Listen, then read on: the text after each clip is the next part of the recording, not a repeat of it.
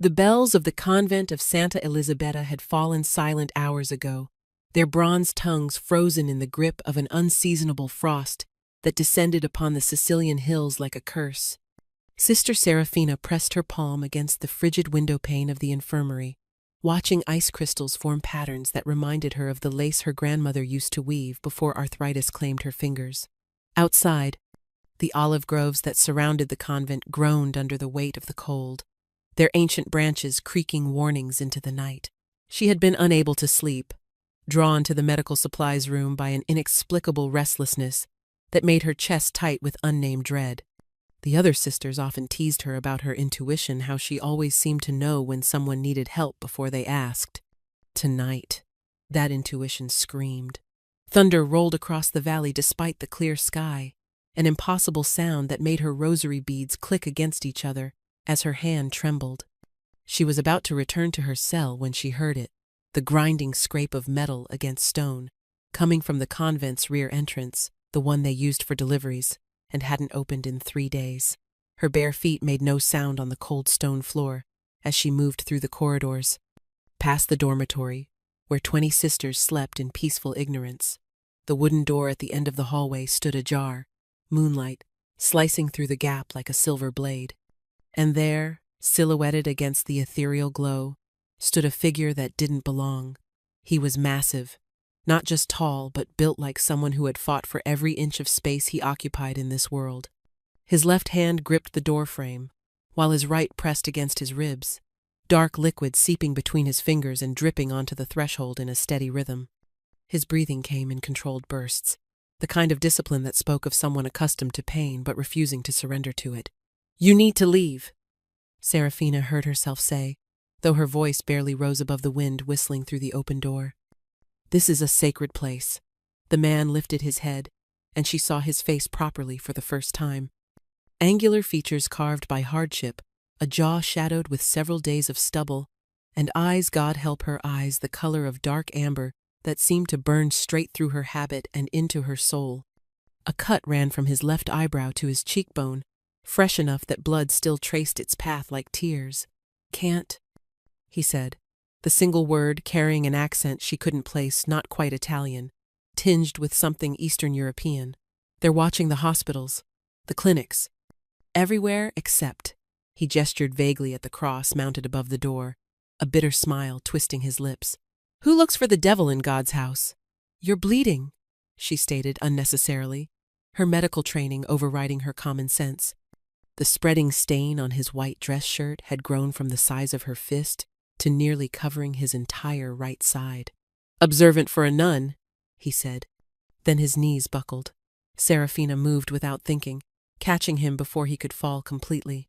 He was heavier than she expected, solid muscle beneath the expensive fabric of his clothes. This close, she could smell gunpowder mixing with cologne, something dark and woody that made her stomach perform an uncomfortable flip.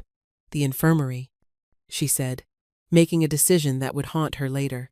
Quickly, "Lysander," he said as she helped him walk, his weight making each step a struggle. "My name is Lysander Volkov." She didn't offer her name in return. Names created connections, and connections with men who appeared at convent doors bleeding from gunshot wounds were dangerous things. Yet as she guided him through the shadowed hallways, she couldn't ignore how his arm felt around her shoulders, or how his breath warmed her neck when he leaned close. The infirmary was modest 6 beds with white sheets, a medicine cabinet, and basic surgical supplies for the elderly sister's various ailments.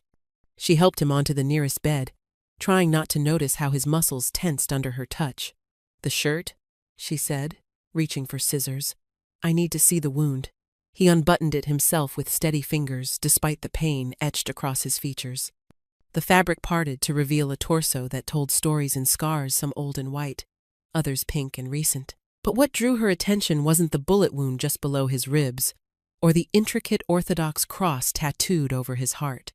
It was the constellation of cigarette burns across his abdomen, deliberate and numerous, speaking of torture rather than battle. "Don't look so shocked, sister," Lysander said, watching her face with those unsettling amber eyes. "We all carry our sins differently. Mine just happened to be visible." She worked in silence, cleaning the wound with practiced efficiency. The bullet had passed through cleanly, a small mercy in this night of impossibilities. As she prepared the suture, her fingers brushed against his skin, and she felt him inhale sharply. Not from pain, she realized with a start, but from something else entirely. "Why did you really come here, she asked, needing words to fill the dangerous silence that had settled between them. "Because," he said, his voice dropping to barely above a whisper, "sometimes even the damned need sanctuary."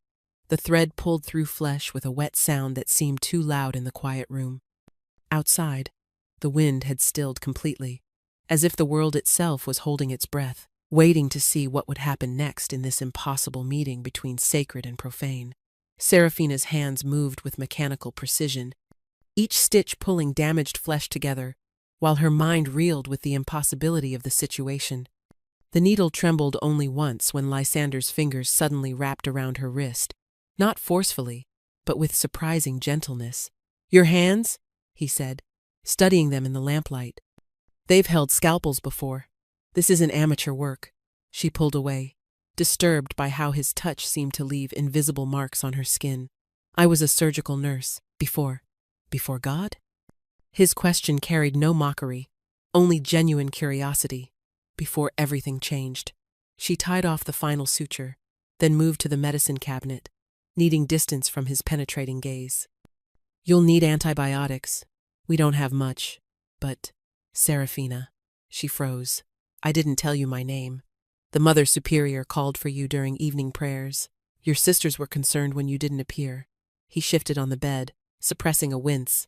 "I've been here since before sunset, waiting in the shadows like the coward I am, trying to decide if I should knock or bleed out in your garden.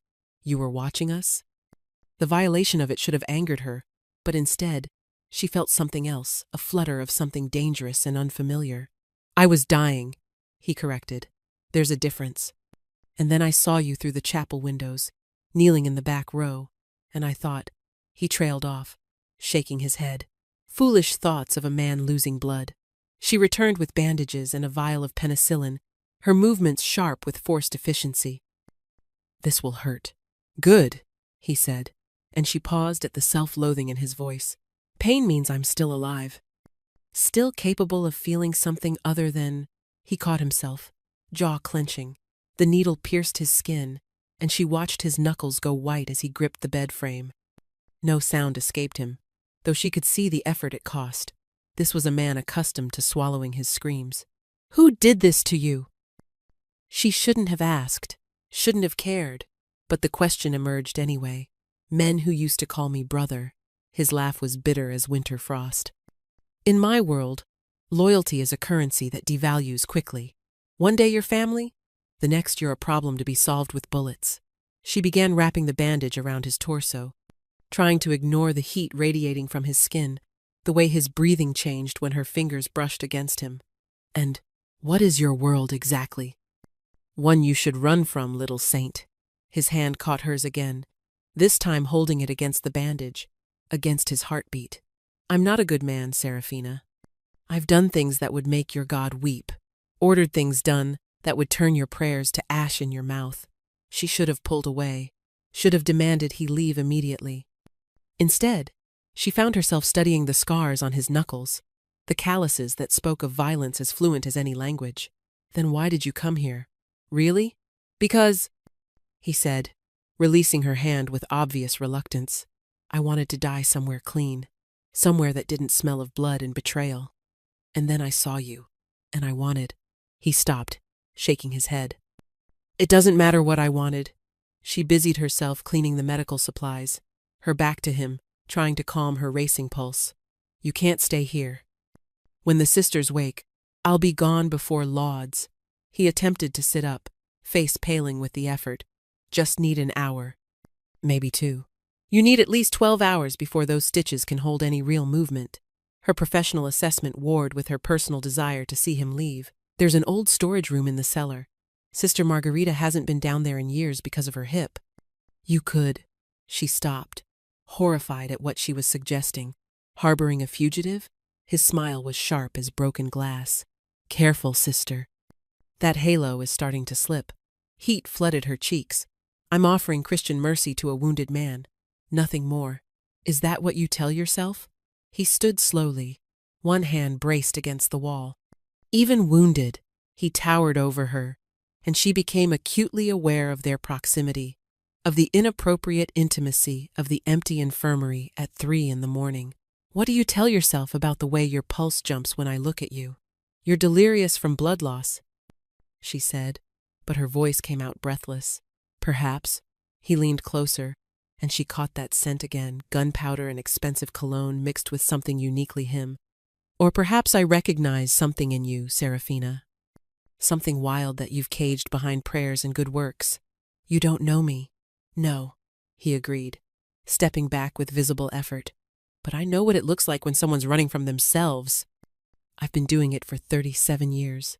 She led him to the cellar in silence, their footsteps echoing on the ancient stone steps. The storage room was cramped but dry, filled with forgotten furniture and dusty wine racks from when the convent made their own communion wine. She brought blankets, water, and bread, simple offerings that felt like betrayal. The bells for morning prayer ring at 5, she said, not meeting his eyes. You need to be gone before then, Serafina. Her name on his lips was a prayer and a curse combined. Thank you. She fled before she could respond, before the weight of his gratitude could settle on her shoulders like a hair shirt. But even as she knelt in her cell, trying to pray, all she could think about was the amber of his eyes and the terrifying realization that she wanted to know what other scars he carried, both visible and hidden. Behind her, in the darkness of the cellar, Lysander's lieutenant Dmitri emerged from the shadows where he'd been waiting. Boss, we should go. The Toretti family. Not yet, Lysander interrupted, his gaze fixed on the stairs where Serafina had disappeared. Not yet. The cellar was empty when Serafina descended at dawn. Only a precisely folded blanket and a single black rose. God knew where he'd found it, marking Lysander's presence. She picked up the flower, its thorns pricking her thumb, drawing a bead of blood that seemed too bright in the dim morning light. For 3 days, she moved through her routines like a sleepwalker. Lauds, breakfast, tending the garden, teaching catechism to the village children, vespers, compline, each prayer felt hollow. Words she'd recited thousands of times suddenly foreign on her tongue. Sister Margarita noticed first, her clouded eyes still sharp enough to catch Serafina staring at nothing during meditation. You're troubled, child, the elderly nun said, catching her after evening prayers. I'm fine, sister. Lies sit poorly on lips that have taken vows. Margarita's weathered hand touched her cheek. Whatever burden you carry, God isn't the problem, Serafina said, then immediately regretted the admission. She began taking longer shifts in the infirmary, hoping work would exhaust her enough to stop the dreams. But they came anyway, amber eyes watching her from shadows, scarred hands reaching for her, his voice calling her little saint, with such tender mockery that she woke gasping, her skin feverish, her body aching with unnamed want. The worst part was the emptiness. She'd lived contentedly within these walls for 6 years, finding peace in routine and purpose in service. Now everything felt like a costume she was wearing, a role she was playing while her true self screamed to break free. During confession, she knelt before Father Antonio's screen and found herself unable to speak. How could she confess that she missed a man she'd known for mere hours? How could she explain that his absence felt like a wound that wouldn't heal? Forgive me, Father, for I have sinned, she finally managed. Tell me your sins, child. I helped someone I shouldn't have. Someone dangerous. Compassion is never a sin, Sister Serafina. Christ himself ate with tax collectors and sinners. But what if? She pressed her forehead against the wooden screen. What if helping them changed something in me? What if I can't change it back? Father Antonio was quiet for a long moment. Perhaps the question isn't whether you can change back, but whether you should. That night, she stood at the same window where she'd first felt the premonition of Lysander's arrival. The frost had melted, leaving the olive groves silver in the moonlight. She pressed her palm against the glass, remembering how his skin had burned with fever, how carefully he'd controlled his breathing despite the pain. Where are you?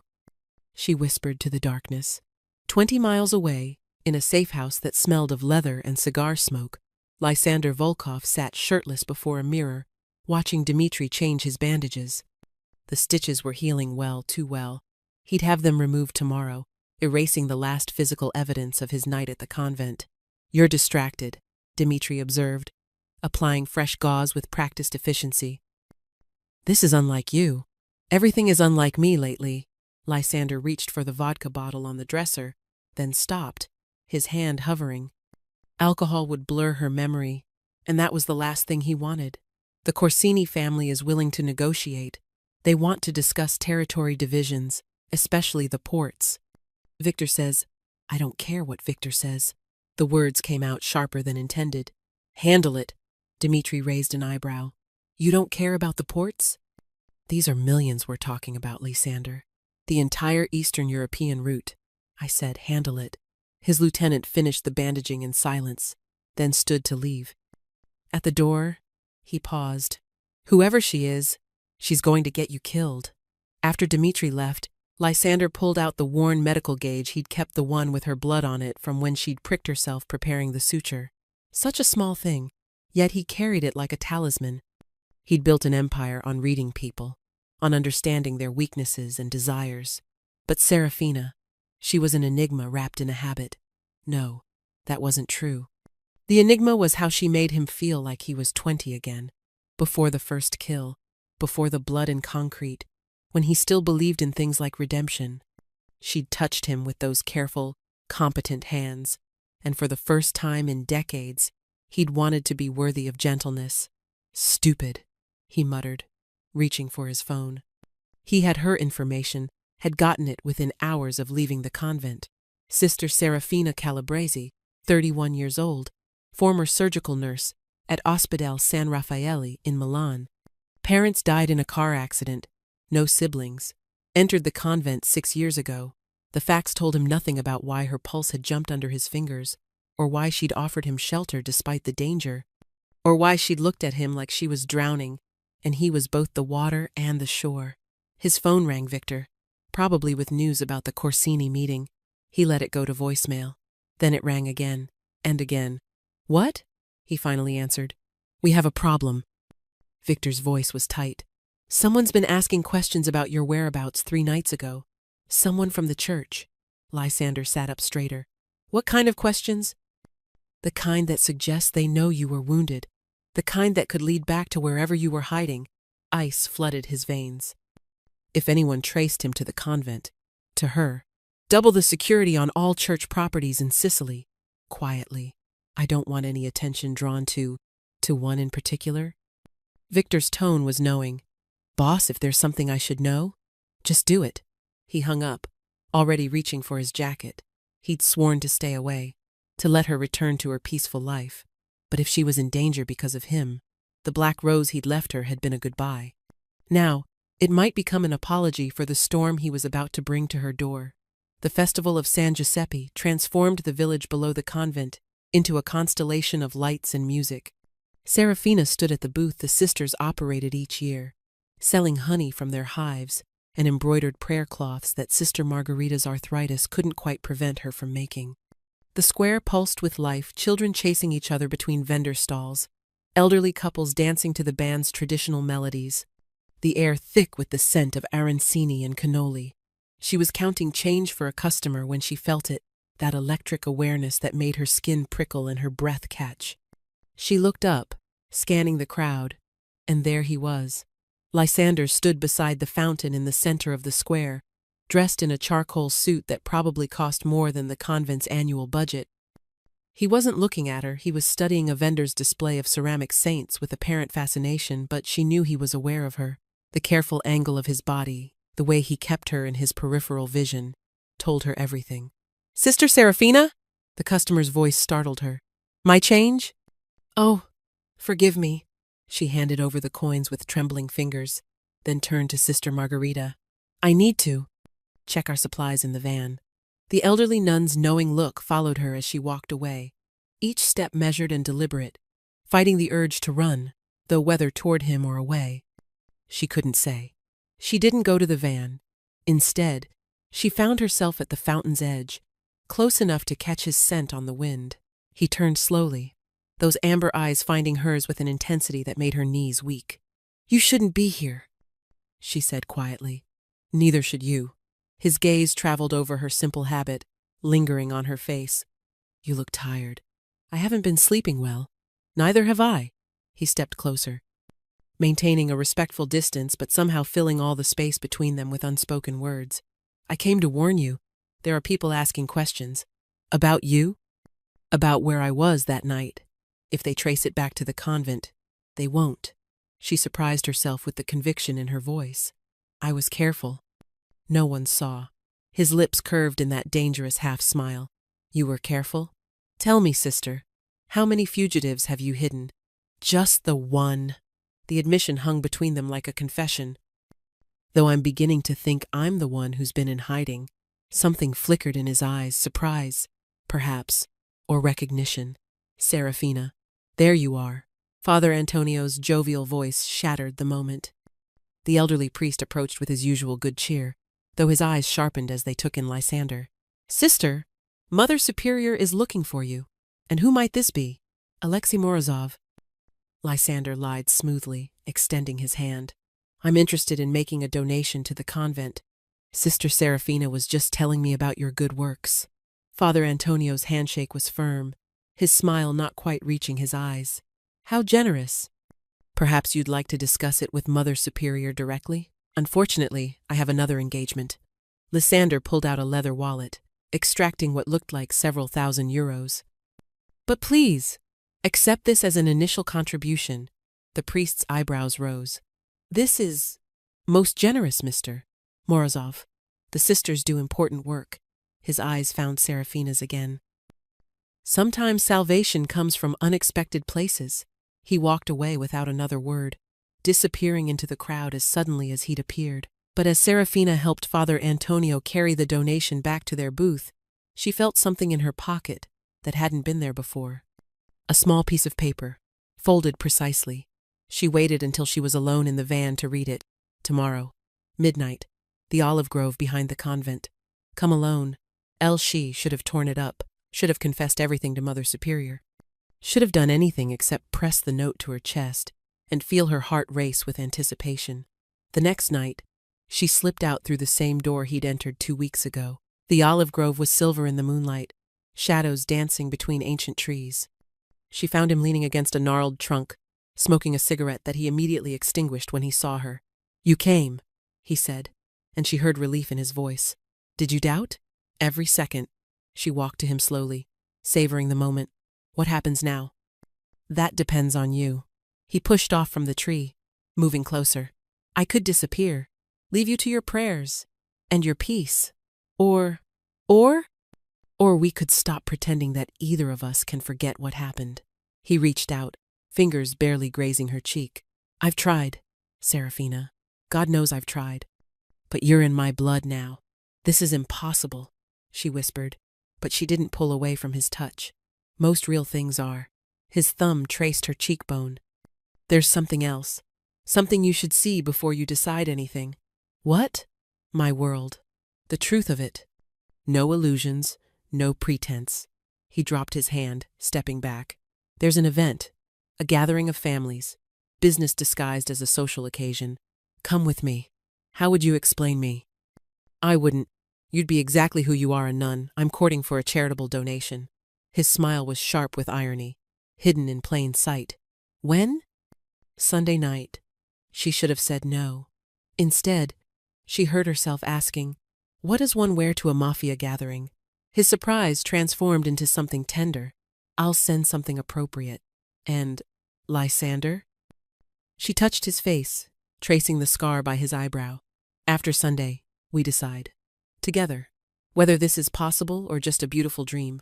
"It's possible," he said with such conviction that she almost believed him. "We'll make it possible." As she turned to leave, he called her name. She looked back to find him watching her with an expression she couldn't read. "Once you see that world, you can't unsee it," he warned. "Good," she said, and meant it. "I want to see all of you, even the parts that should terrify me. They will terrify you. Then at least I'll know the truth." She paused at the edge of the grove. That's more than I can say about my own life right now. Walking back to the convent, she felt the weight of the choice ahead. But for the first time in weeks, the weight felt like anticipation rather than dread. Whatever came next, at least it would be real. The dress arrived at the convent in a box marked medical supplies, which Sister Margarita handed to Serafina with a look that said she wasn't fooled for a moment. Alone in her cell, Serafina opened it to find a black cocktail dress of exquisite simplicity, modest enough to be respectful, elegant enough to blend in wherever Lysander was taking her. Beneath it lay a pair of heels and a note. A car will be waiting at the village church at 8 p.m. Burn this note. Elsie told Mother Superior she needed to visit a sick aunt in Palermo, her first outright lie in 6 years.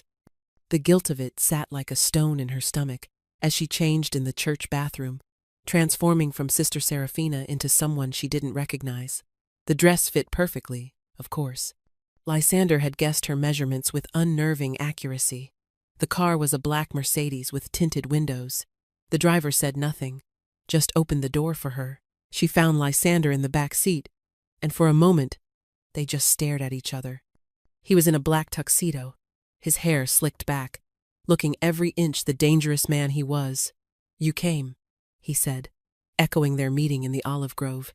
"Did you doubt I would?" "I hoped you wouldn't." He reached over, his fingers hovering near her face without touching. "You've never worn your hair down." She'd forgotten about that, how her dark hair, usually hidden beneath her veil, now tumbled past her shoulders. "There are a lot of things I haven't done." The drive took them to a villa overlooking the coast, lit up like a constellation against the night sky. Valet attendants took the car, and Lysander offered her his arm. The contact, even through layers of fabric, sent electricity through her. "Remember," he murmured as they approached the entrance, "you're a nun interested in charitable work. Stay close to me. Don't accept drinks from anyone else. And whatever you see or hear, show no reaction." The villa's interior was opulent marble floors, crystal chandeliers, priceless art on every wall. Men in tuxedos and women dripping in jewels moved through the space like predators pretending to be socialites. Serafina recognized the undercurrent immediately, the same tension that filled emergency rooms before a trauma came in. "Lysander!" A man with silver hair and cold eyes approached, speaking Italian with a Roman accent. "We heard you were injured. Yet here you are, looking perfectly healthy. Rumors of my death were exaggerated, Enzo." Lysander's tone was light, but his arm tensed under her hand. "May I introduce Sister Serafina? She runs a medical charity I'm considering supporting." Enzo's gaze slithered over her. "A nun? How? Unusual. Sister Serafina has been showing me the value of charity," Lysander said smoothly. "One must think of the soul, after all." Enzo laughed, a sound like breaking glass. "Since when do you have a soul to save?" "Since I met her," Lysander replied, and the truth of it hung in the air dangerously. They moved through the party, Lysander introducing her to people whose names she recognized from newspaper headlines, always in connection with investigations that went nowhere, charges that never stuck. She kept her expression serene, played her role perfectly, but inside she was cataloging everything. The way conversations stopped when Lysander approached, the deference mixed with fear, the careful dance of power and violence. In a quiet corner, she watched him conduct business, with subtle gestures and coded words. A nod here meant someone would live. A slight shake of his head, there might be a death sentence. This was his world, brutal, elegant, and absolutely without mercy. "Are you frightened?" he asked during a moment alone on the terrace. "Yes." She looked out at the sea, moonlight painting the waves silver. "But not of what you think." "What then?" "I'm frightened of how natural this feels, standing beside you, seeing you in your element." She turned to face him. "I should be horrified. Instead, I'm—" "What?" "Fascinated. The admission cost her. What kind of nun does that make me?" "An honest one." He moved closer, backing her against the balcony railing. "Do you want to know what kind of man I really am?" "Yes. 3 days ago, I ordered the death of a man who betrayed me. He had a family, a wife, 2 children. I knew this, and I gave the order anyway." His eyes searched hers. "He was stealing from me, selling information to rivals. In my world, that's a death sentence. She should have recoiled. Instead, she asked, "Do you regret it?" "I regret the necessity. But no, I don't regret the action." His hand came up to cup her face. "Does that disgust you?" "It should." She leaned into his touch. "But I've held dying children in my arms, Lysander. I've watched good people suffer while evil ones prosper. The world isn't black and white." Maybe it never was.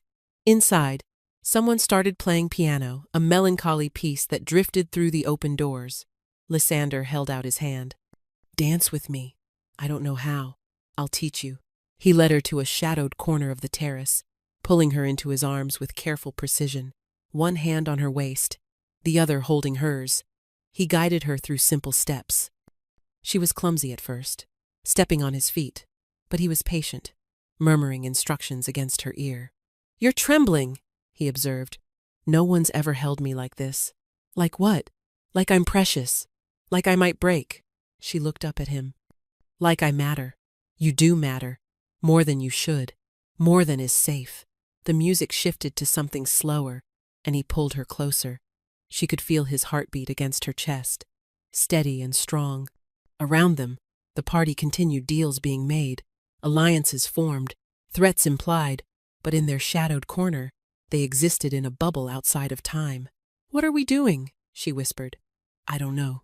His lips brushed her temple. "But I can't stop. Neither can I." When the music ended, they stayed frozen for a moment, neither willing to break the spell. Then someone called Lysander's name, and reality crashed back. In the car afterward, they sat in silence until she asked, "Was that typical?" "No. Usually, there's more blood." She couldn't tell if he was joking. He had the driver take a longer route back, winding through coastal roads. "You can still walk away," he said finally. "Go back to your convent, your prayers, your simple life. Forget you ever met me. Can you forget?" "No." "Then we have our answer." As they approached the village, he took her hand. "Serafina, there's something else. The men asking questions, they're getting closer." "Dmitri thinks." "I know," she interrupted. "I can feel it. Something's coming. I won't let them hurt you." She squeezed his hand. "I know that too." The photographs were spread across Mother Superior's desk, like accusations when Serafina was summoned 3 days later. Her heart stopped at the sight of them herself in the black dress, Lysander's hand on her waist as they danced, her face tilted up toward his with an expression she didn't recognize as her own. "Explain," Mother Superior Beatrice said, her voice arctic. Serafina's mouth went dry. How did you?" "They were delivered this morning." No note, no return address. The older woman's eyes were filled with disappointment that cut deeper than anger. "That man, do you know who he is?" "And, yes. Do you know what he is?" "Yes. And yet you went to him. You lied to me, to your sisters, to God." Serafina sank into the chair across from the desk, her legs unable to hold her. "I didn't mean for it to happen. These things never mean to happen, child. That's how the devil works in increments, in moments of weakness disguised as connection." Mother Superior picked up one photograph, the one where Lysander was whispering in her ear, her eyes closed in what looked like rapture. "Is this who you are now?" "I don't know who I am anymore," Serafina admitted, tears burning her eyes. "When I'm with him, I feel alive. Like I've been sleepwalking for 6 years and finally woke up. That's not awakening, that's temptation." "How do you know?" The words burst out before she could stop them. "How does anyone know the difference between divine calling and human desire? I came here because I was running from grief, not running to God. Maybe I've been the fraud all along." Mother Superior was quiet for a long moment. Then she stood, moving to the window that overlooked the gardens. "There's more. The man who delivered these photos, he wasn't just a messenger. He was a warning." "What do you mean?" "He made it clear that our convent exists at the pleasure of certain organizations, that our safety, our ability to continue our work, depends on cooperation." She turned back, her face etched with worry. "Your association with this man has put us all at risk." The blood drained from Serafina's face. "Lysander would never, not him, his enemies. You've become a pressure point, child, a weakness to be exploited." Before Serafina could respond, the bell at the gate rang urgently, then again, and again. Sister Margarita's voice called out in alarm. They rushed outside to find 3 black SUVs blocking the convent entrance. Men in dark suits stood beside them, their presence radiating menace. And being dragged between 2 of them, blood streaming from his nose, was Lysander. "No!" Serafina started forward, but Mother Superior caught her arm. A man emerged from the middle vehicle older, with silver hair and eyes like a snake. Serafina recognized him from the party. "Enzo Toretti, Sister Serafina," he called out pleasantly, as if they were meeting for tea. "How lovely to see you again, though I must say, you look better in black than in this." He gestured dismissively at her habit. "Let him go," she said, surprised by the steadiness of her own voice. "Oh, I will. Eventually. But first, we need to have a conversation about choices and consequences." He nodded to his men, who forced Lysander to his knees. "You see, your lover here has been causing problems. Refusing meetings, delegating responsibilities, distracted by earthly concerns. I'm not, please."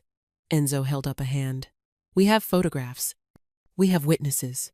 We know he's been protecting this place, allocating resources to ensure your safety, resources that should be going to family business." Lysander raised his head, blood dripping from a cut above his eye. "Enzo, this has nothing to do with her." "But it does." Enzo pulled out a gun, pressing it to Lysander's temple. "Everything to do with her." The nuns had gathered in the doorway, some praying, others frozen in shock. Serafina felt the weight of their eyes, their judgment, their fear.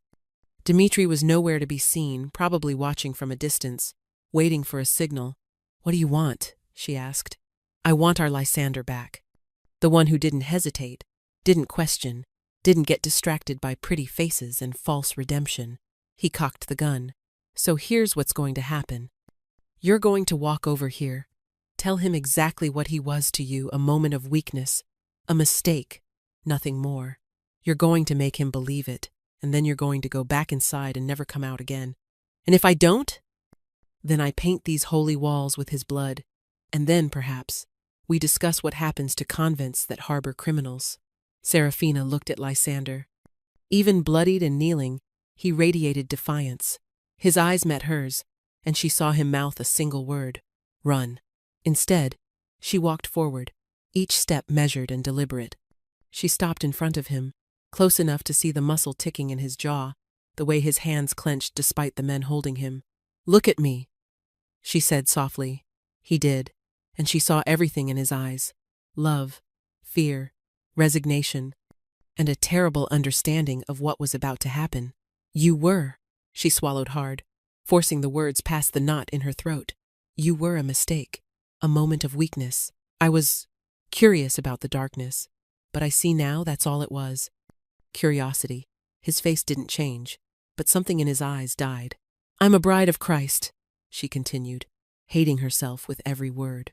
"I forgot that, briefly, but I remember now. You mean nothing to me beyond a soul that needs prayer. Go back to your world, Lysander. There's nothing for you here." The silence stretched between them like a wound. Then Lysander smiled, a terrible, empty thing. "I believe you," he said, and somehow that was worse than anger would have been. Enzo laughed, holstering his gun.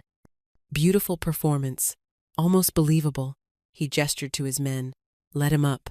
They released Lysander, who stood slowly, never taking his eyes off Serafina. "Goodbye, sister," he said formally, as if they were strangers. He walked to one of the SUVs without looking back. Enzo lingered, studying Serafina with reptilian interest. "You're a good liar," he said quietly, so only she could hear. "Almost as good as you are at telling the truth. I wonder which one that was." He left without waiting for an answer.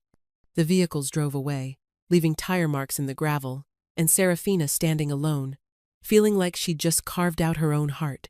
2 weeks passed in agonizing routine. Serafina moved through her days like a ghost, her body present but her spirit elsewhere. The other sisters treated her with a mixture of pity and wariness, as if her corruption might be contagious. She took on the harshest penances, scrubbing floors until her hands cracked, fasting until Mother Superior intervened, praying until the words became meaningless sound. But nothing could erase the memory of Lysander's eyes when she'd betrayed him that moment when the light went out. Then came the night when everything shattered. Completely. She woke to the sound of vehicles too many, moving too fast. Her window faced the front gate, and she watched in growing horror as SUVs surrounded the convent. Not Enzo's men this time. She recognized the precision of their movement, the efficiency that marked Lysander's organization. They breached the gate in seconds. No violence, just overwhelming force. The nuns were gathered in the main hall, confused and frightened in their nightclothes. Serafina rushed down to find Dmitri directing the operation. "What are you doing?" she demanded. "Following orders." His expression was stone. "You need to come with us. I'm not going anywhere. This isn't a request." He nodded to two men who took position on either side of her. "He said you'd resist. He also said to tell you that Enzo Toretti is dead, and his men are coming here for revenge." The blood drained from her face. "When?" "2 hours ago. Lysander killed him personally." Slowly. Dimitri's smile was sharp. "Apparently, Enzo made the mistake of threatening something that belonged to the boss. I don't belong to." An explosion rocked the building. The east wing, the old dormitory, erupted in flames. Through the smoke and chaos, she heard gunfire. "They're here," Dmitri said calmly. "You can come with us, or you can die with your sisters. Choose quickly." But Serafina was already running toward the infirmary, where the elderly nuns slept. The smoke was thick, choking, but she knew these halls blind. She found Sister Margarita trying to help Sister Catherine, both women coughing violently. "This way." She guided them toward the garden exit, only to find it blocked by armed men, not Lysander's. She could tell by their sloppy positioning. One raised his gun toward them, and Serafina stepped forward, shielding the elderly nuns. The shot never came. The man dropped, a knife protruding from his throat. Lysander emerged from the shadows like an avenging angel cast from heaven, but there was nothing holy about him now. His white shirt was splattered with blood, his movements liquid violence as he eliminated the remaining threats with brutal efficiency. He didn't look at her, just spoke to his men in rapid Russian. They evacuated the nuns with military precision, while Lysander stalked through the convent like he owned it, checking every room, every corner. Serafina followed him to the chapel, where he stood before the crucifix, blood dripping from his hands onto the sacred floor. "You're destroying everything," she said. He turned slowly, and she gasped at his expression, not angry, but empty, like something vital had been extinguished. "I already destroyed everything," he said quietly. "The moment I walked through your door that night." "Why did you kill Enzo?" "8. Because he touched you, threatened you, made you say those words." He moved closer, and she could smell blood and gunpowder, and that cologne she'd never forget. "Did you mean them?" "Does it matter?" "It's the only thing that matters." More gunfire outside. Dimitri's voice through a radio. Lysander ignored it all, his focus entirely on her. "I meant them," she lied. "No." He backed her against the altar. "Say it again. Look me in the eyes and tell me I meant nothing." She met his gaze, opened her mouth, but the words wouldn't come, because behind the emptiness in his eyes, she saw the truth he was dying inside, had been dying since that day at the gate, and she was the only one who could save him, or destroy him completely. "I can't," she whispered. His hand came up to cup her face, thumb tracing her cheekbone with terrible gentleness. "They'll never stop coming for you now. Enzo's brothers, his allies. You're marked because of me. Then why save me?" "Because I'd rather see the world burn than watch you hurt." His thumb brushed across her lower lip. "Because I'm selfish enough to keep you alive even if you hate me for it." An explosion! Closer this time. The stained glass windows shattered, raining colored fragments like deadly snow. Lysander shielded her with his body, and she felt him flinch as glass embedded in his back. "We need to go." Dmitri appeared in the doorway. "Now." Lysander straightened, decision made. He simply picked Serafina up, ignoring her protests, and carried her from the burning convent. She beat against his chest, demanding he put her down, but his grip was iron. In the SUV, she saw the full scope of the destruction. The convent was in flames, gunfire echoing through the night. Bodies littered the ground, all enemies. She noted with sick relief. The sisters. Safe, Dmitri assured her. Relocated to the monastery in Tuscany. They'll be protected. She looked at Lysander, who stared straight ahead, blood seeping through his shirt from the glass wounds. You planned this. I planned for every contingency the moment you became my weakness. His voice was emotionless. Enzo just accelerated the timeline. Where are you taking me? Somewhere safe. A prison, you mean? He finally looked at her, and the emptiness was gone, replaced by something raw and desperate. The only prison here is the one we've built for each other, and God help us both. Neither of us wants to escape. The SUV drove through the night, leaving the burning convent behind. Serafina watched in the side mirror as her old life turned to ash and smoke, and wondered if redemption was even possible now for either of them. She thought of the other sisters, safe but displaced, of the elderly nuns who'd lived their entire lives in those walls, now forced to start over, all because of her, all because she'd saved a wounded man one stormy night. I hate you, she whispered, but the words held no conviction. No, Lysander said quietly. You hate yourself for wanting this, for wanting me. Despite everything, she turned away because he was right. And that truth burned worse than the convent flames reflected in the window. The safe house was a fortress disguised as a villa, perched on cliffs overlooking the Adriatic Sea. Serafina had been there 3 days, watching the horizon from windows that wouldn't break even under gunfire. Lysander had demonstrated this with disturbing casualness. During those days, she'd watched Dimitri enter the panic room code twice, always the same sequence, burning it into her memory without conscious thought. He kept his distance, appearing only to ensure she ate, to have medical supplies delivered for his glass wounds that he wouldn't let her treat. The silence between them was suffocating, filled with everything they couldn't say.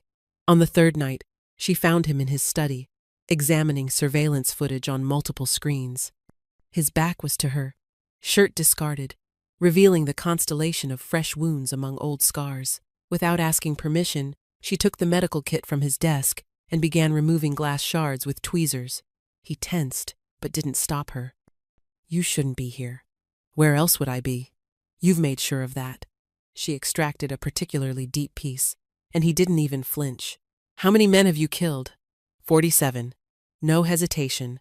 I remember each one. Does it get easier? No. You just get better at living with the weight. He turned his head slightly. Why do you ask? Because I want to understand how you carry it. The blood, the violence. She cleaned the last wound carefully. How you can be gentle with me when your hands have done such terrible things.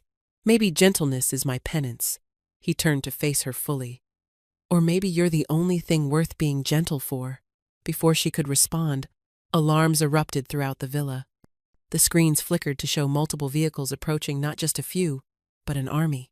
Dimitri burst in. It's the Toretti brothers! All of them! They've brought everyone. Lysander was already moving, pulling on a tactical vest, checking weapons with practiced efficiency. How many? 60, maybe 70 men. Get her to the panic room. No. Serafina's voice was firm. I won't hide while you die for me. You will do exactly that. He gripped her shoulders. Because if you die, then all of this, every life I've taken, every line I've crossed means nothing. And if you die? He kissed her then, hard and desperate, pouring everything he couldn't say into the contact. When he pulled back, his eyes were fierce. Then you run.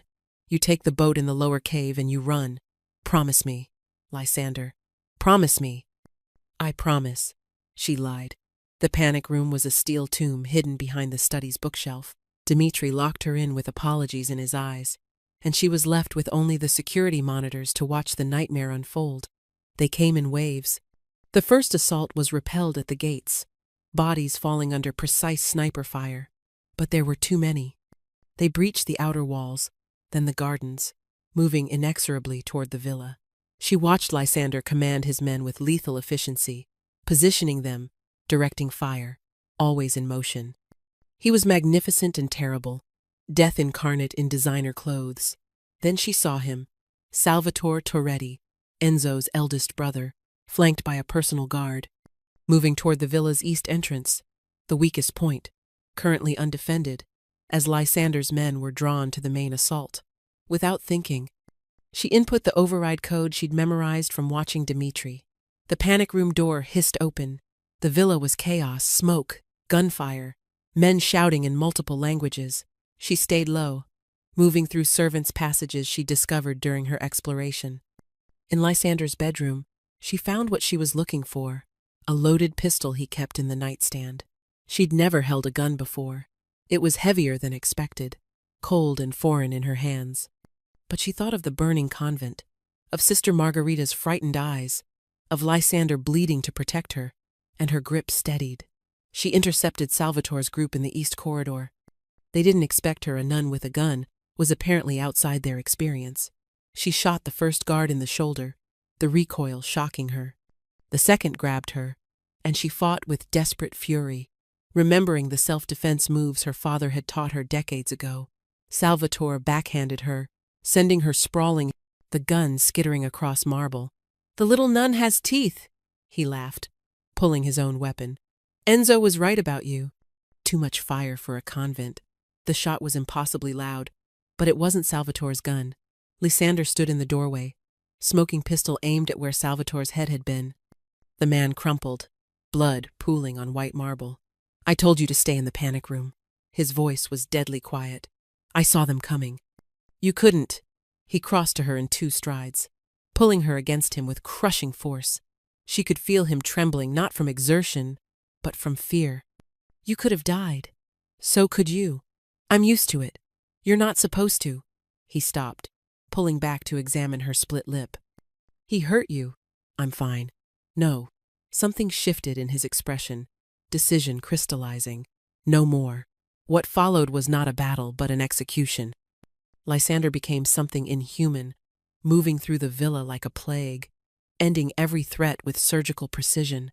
She followed despite his orders to stay back, watching him dismantle the assault with a fury that transcended violence and became almost art. When the last Toretti soldier fell, the villa was a charnel house. Lysander stood in the main hall, blood-splattered and breathing hard, surrounded by the dead. Dimitri appeared from wherever he'd been fighting, equally bloodied but alive. "Is it over?" she asked. "This part is." Lysander turned to her, and she saw the cost in his eyes, not guilt, but exhaustion. "There will always be others. As long as you're with me. There will be others who try to use you against me. Then we face them together." "Serafina." "No." She moved to him, stepping over bodies without flinching. "I've seen the worst of you now. I've seen what you're capable of, and I'm still here." "Why?" "Because somewhere between the blood and the bullets, I realized something." She touched his face, smearing blood across his cheek. "I'm not trying to save you anymore, and you're not trying to corrupt me. We're just 2 damaged people finding grace in the last place anyone would look for it." He kissed her then, soft despite the violence surrounding them, tender despite the blood on their hands. And in that moment, in that villa of death, something new was born, not redemption, but acceptance. The monastery in the Swiss Alps was nothing like the warm Sicilian convent Serafina had known. Here, the walls were thick stone that held cold like a memory, and the windows looked out on perpetual snow. Lysander had brought her here after the villa assault, to a place so remote that even God might have trouble finding them. She hadn't expected him to stay, but he'd taken a room in the guest wing, submitting to the abbot's strict rules with uncharacteristic humility. No weapons, no business, no visitors except Dimitri, who brought supplies and reports that Lysander burned after reading. They were both healing, she from the bruises Salvatore had left, he from wounds both physical and deeper. She found him one morning in the chapel, kneeling in the back row, not praying but staring at the crucifix with an expression of profound confusion. "Asking for forgiveness?" she asked, sliding into the pew beside him, trying to understand why he would create someone like me. His voice was raw. "What purpose does a monster serve in his plan?" "You're not a monster. I've killed 47 people now, 47 souls sent to judgment by my hand, to protect others. To protect me, that doesn't absolve me." He turned to her, and she saw tears he would never let fall. "But the worst part? I would do it again. All of it. To keep you safe, I would burn the world." She took his hand, feeling the calluses from weapons, the scars from battles. "Then maybe that's your purpose." To be the sword when others need protection. And what's yours? To be my conscience? No.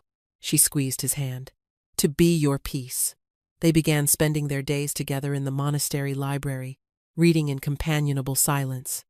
She discovered his love for poetry, Dante of course, but also Rumi, Neruda, verses about love and damnation that he would sometimes read aloud in his accented English. One evening, she found him writing in a leather journal, his elegant script filling pages. What are you writing? Letters. To the families of the men I've killed. He didn't look up. I'll never send them, but perhaps writing them is a kind of penance. She read over his shoulder, seeing not excuses, but acknowledgments. Your son died because I chose my empire over his life. Your husband's last words were about his children. Your brother fought, bravely. This must be agony. She said softly. It should be. Their deaths should cost me something more than bullets. That night, she went to his room, a breach of monastery protocol that would have horrified her weeks ago. She found him at the window, watching snow fall in the moonlight. Can't sleep? She asked. I dream of you, he admitted without turning. Not improperly, just dreams where you're gone, where I couldn't save you, where you look at me with dead eyes and ask why I failed. She moved behind him, wrapping her arms around his waist, feeling him tense, then slowly relax. I'm here. I'm alive. You saved me. At what cost? The only cost that mattered, the one you were willing to pay. He turned in her arms, looking down at her with wonder. How do you still see good in me? Because I see the man who's gentle with me, even when the world taught him violence, who protects even when it damns him, who kneels in chapels he doesn't believe deserve him. She reached up to touch his face. I see you, Lysander. All of you. And I choose all of you. Even the blood?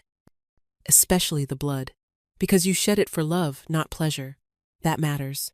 He kissed her forehead, breathing her in. The abbot says I can stay another week. After that, we decide together. They spent that week in a strange Eden, walking through snow-covered gardens, sharing meals in comfortable silence, existing in a bubble outside time and consequence. She taught him to bake bread, laughing at his frustrated attempts to knead dough with hands trained for violence. He taught her chess, unsurprised when she proved a natural strategist. Brother Thomas, the elderly monk who ran the library, watched them with knowing eyes. You're healing each other, he told Serafina one afternoon. Not fixing healing. There's a difference. What difference? Fixing implies returning to what was. Healing means becoming something new. He smiled. That young man of yours, he's never known gentleness before you. And you, sister, have never known wildness before him. Perhaps God brought you together not despite these things, but because of them. On their last night at the monastery, they sat by the fire in the common room, her head on his shoulder, his arm around her. I've been thinking, he said quietly, about legitimate business, real estate, shipping, things that don't require blood. Could you do that? Walk away from that world? Not entirely. I know too much, have too many enemies, but I could step back, delegate more. Be something closer to the man you deserve. I don't want you to change for me, not for you, with you. He tilted her chin up. We both need to become something new. Neither nun nor mafia. Something unprecedented. What would that look like? I don't know, but we have time to figure it out. The fire crackled. Snow fell silent outside, and for the first time since that night, he'd stumbled into her convent. They both felt something approaching peace. Serafina stood before Mother Superior Beatrice in the rebuilt convent's garden. 6 months had passed since the fire, and new walls rose from old foundations. The elderly nun looked frailer but somehow fiercer, like suffering had refined rather than diminished her. You've come to resign your vows, Mother Superior said. It wasn't a question. I've come to seek your counsel. Serafina fingered the rosary she still carried. And your blessing, if you can give it. For a life with him? With the man whose world burned our home? He's rebuilding it. Every stone, every window. The new medical wing. Blood money cannot buy absolution, child. It's not blood money. He's liquidating legitimate assets, selling properties purchased legally. He's trying to buy your freedom from guilt? Mother Superior's eyes softened slightly. Or his own? Serafina was quiet for a moment, watching butterflies dance among the new roses. Maybe both, maybe neither. Maybe we're just two people trying to build something from ruins. Sit, Mother Superior commanded, gesturing to a stone bench. Tell me what your heart says. Not your mind, not your guilt, your heart. My heart says I was drowning before he came, that I took these vows not from devotion but from devastation. I was hiding here, Mother, not serving, playing a role I thought would save me from feeling anything again. And now? Now I feel everything. Terror, joy, desire, purpose. It's overwhelming and real and mine. With him, I'm not Sister Serafina performing piety. I'm just a self that loves a killer. A self that loves a man who kills to protect what he loves. There's a difference. Mother Superior was silent for a long time. Then she reached into her pocket, pulling out an envelope. This came for you. Serafina recognized Lysander's handwriting immediately. Inside was a single paragraph. I will wait at the cathedral in Marseille on the last day of this month. If you come, we leave everything behind your vows, my empire, our past. If you don't, I'll know your answer and never contact you again. Either way, you are free. L. He's giving you a choice, Mother Superior observed. He's giving me every choice. And what will you choose? Serafina stood, looking at the rebuilt convent, familiar yet fundamentally changed, like herself. I chose the moment I saved his life.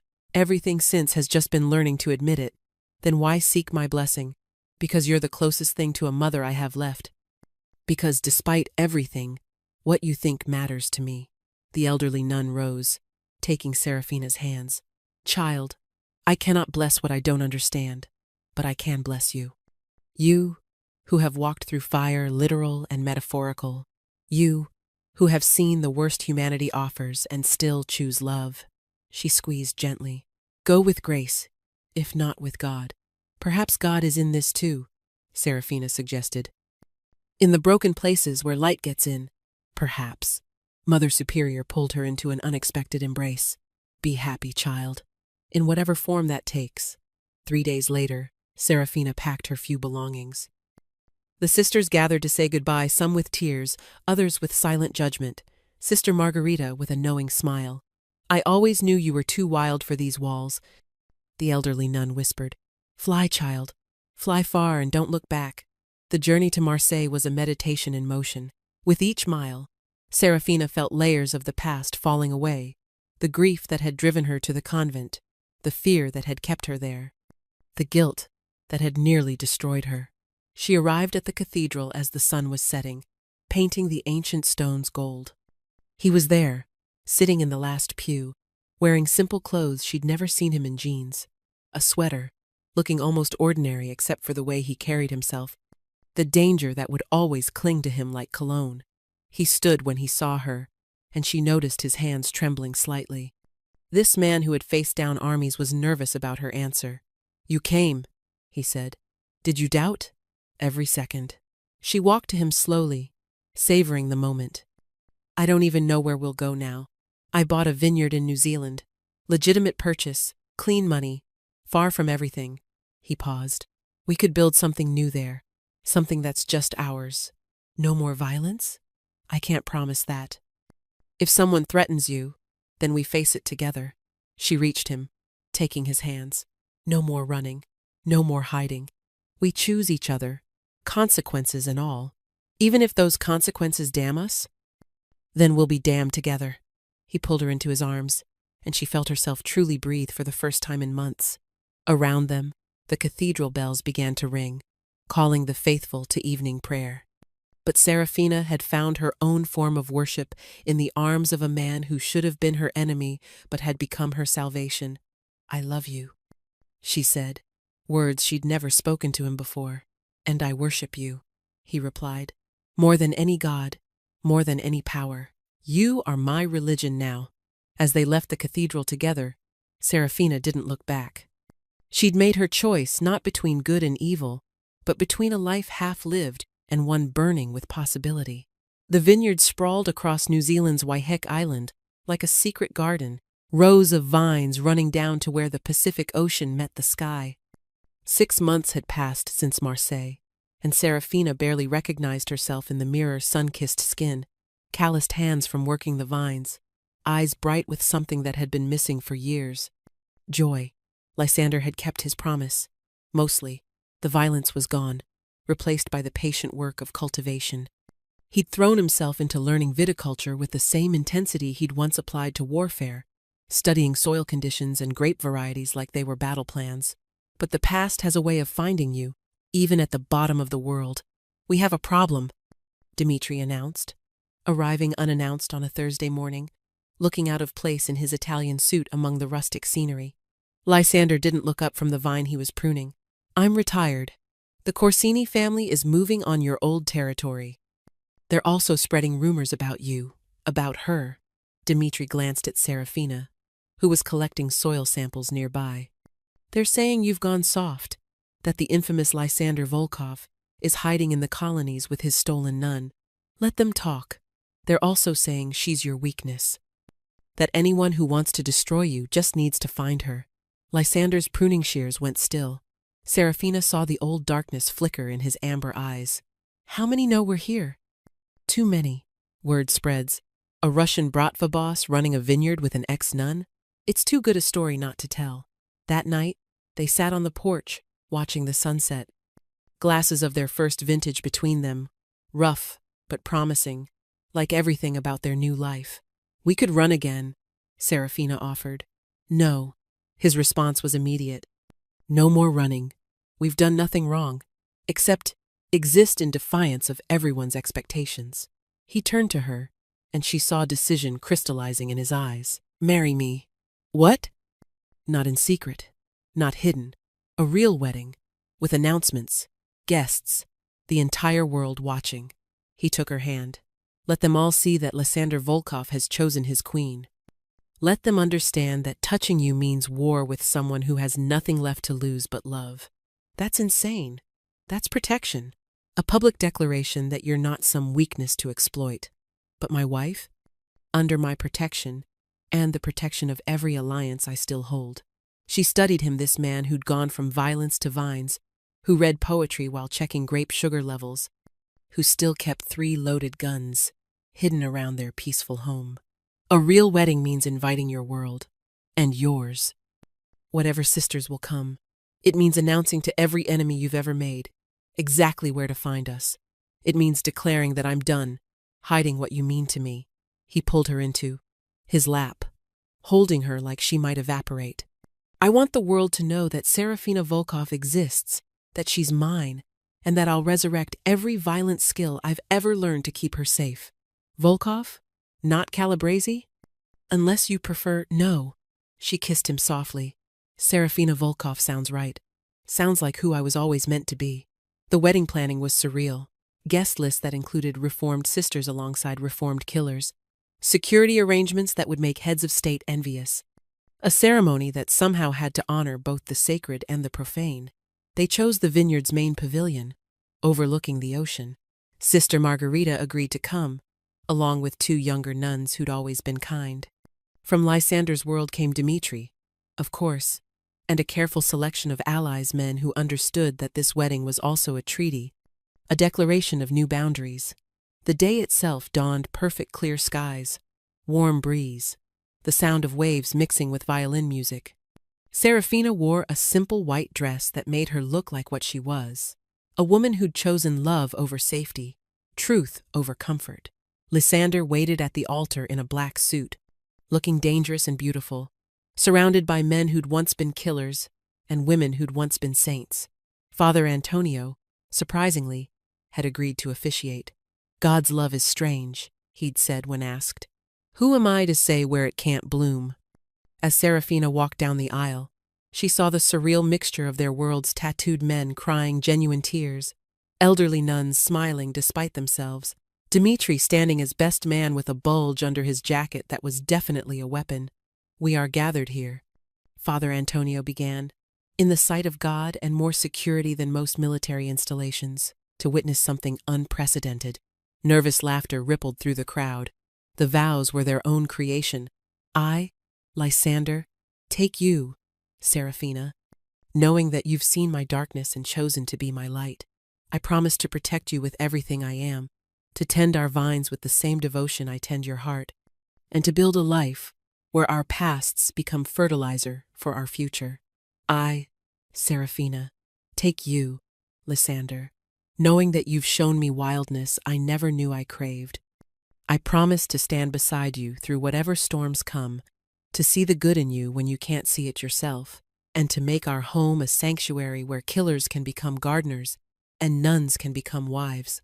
When Father Antonio pronounced them married, the kiss was tender but fierce, a claiming and a surrender all at once. The reception was equally surreal. Russian drinking songs mixed with hymns. Sister Margarita danced with Dmitri, who looked terrified of the tiny nun. Stories were shared that carefully avoided too many specifics about blood or bullets.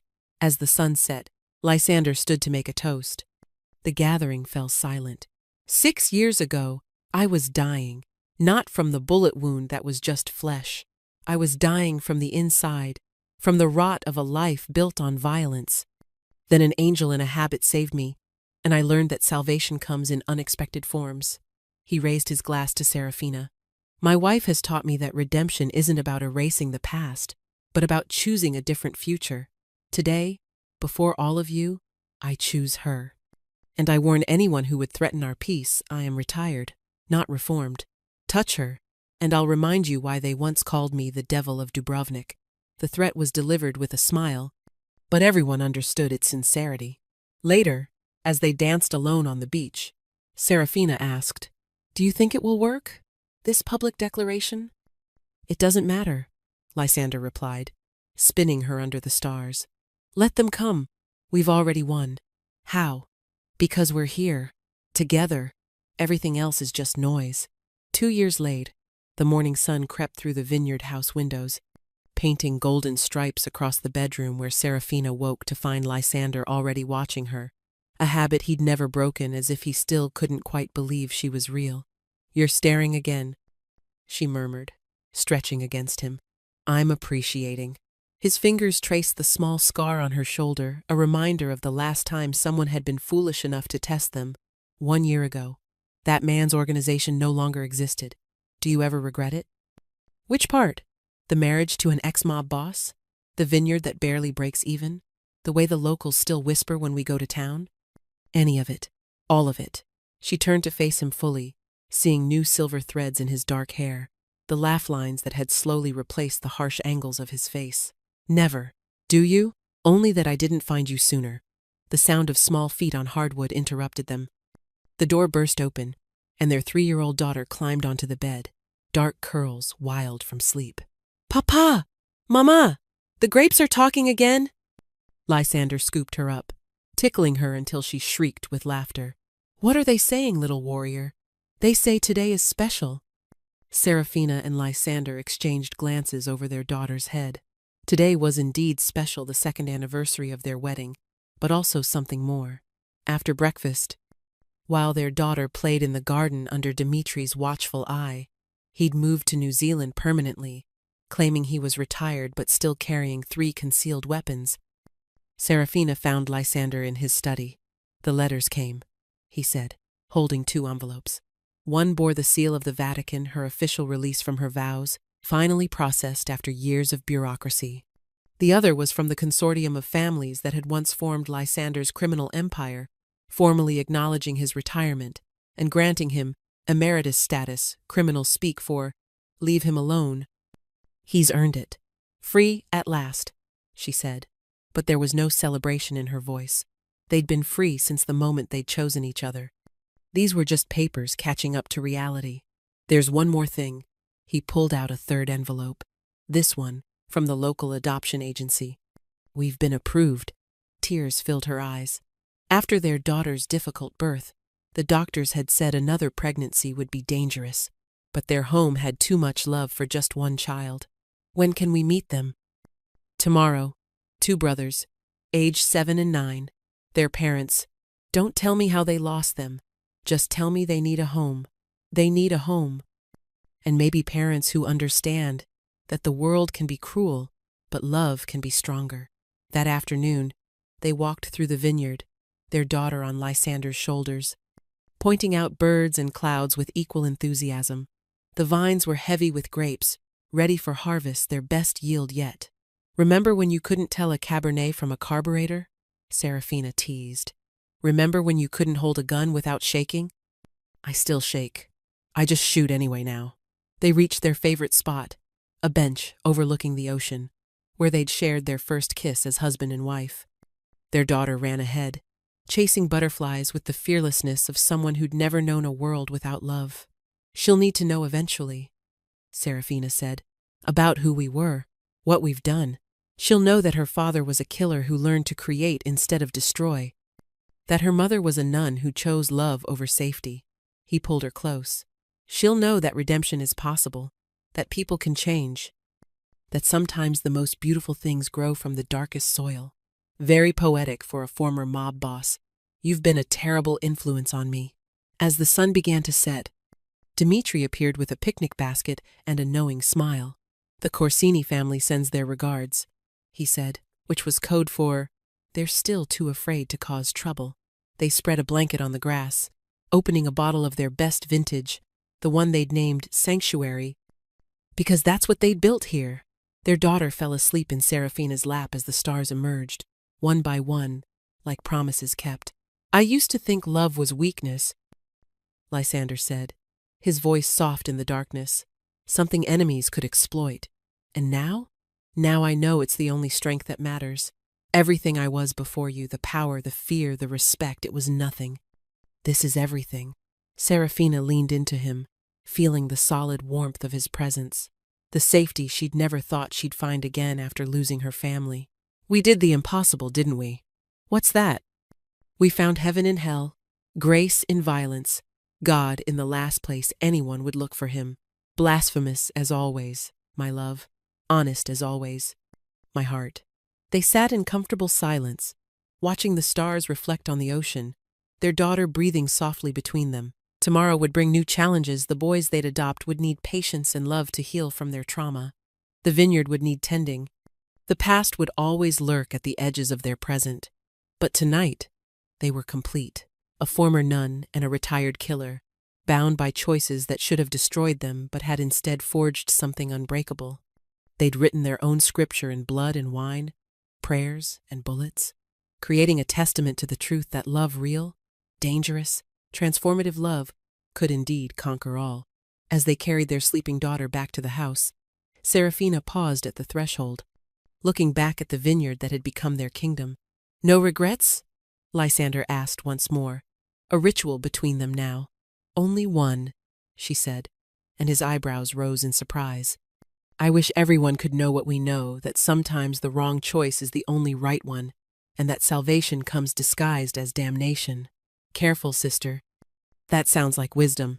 "Ex-sister," she corrected, pulling him inside. "Now I'm just Serafina Volkov, wife, mother, and grower of exceptional grapes, and destroyer of mob bosses' hearts. That too." They closed the door on the night, on the past, on everything but the present moment. In their bedroom, after checking on their daughter one more time, they came together with the passion that 2 years hadn't dimmed, but had instead refined into something deeper. "I love you," she whispered against his scarred skin. "Until death," he replied. "Beyond death," she corrected, and meant it. And in a house built on impossible love, surrounded by vines that grew from blood-soaked soil into something beautiful, they proved once again that sometimes the most sacred things are born from the most profane beginnings. The story that had started with a wounded man stumbling into a convent had become legend, whispered in criminal circles and religious ones alike. The nun who tamed the devil, the killer who found God in a woman's eyes. The love that shouldn't exist but did, defiant and eternal. But to them, it was simpler than legend. It was just their life, their choice, their ever after, and it was perfect.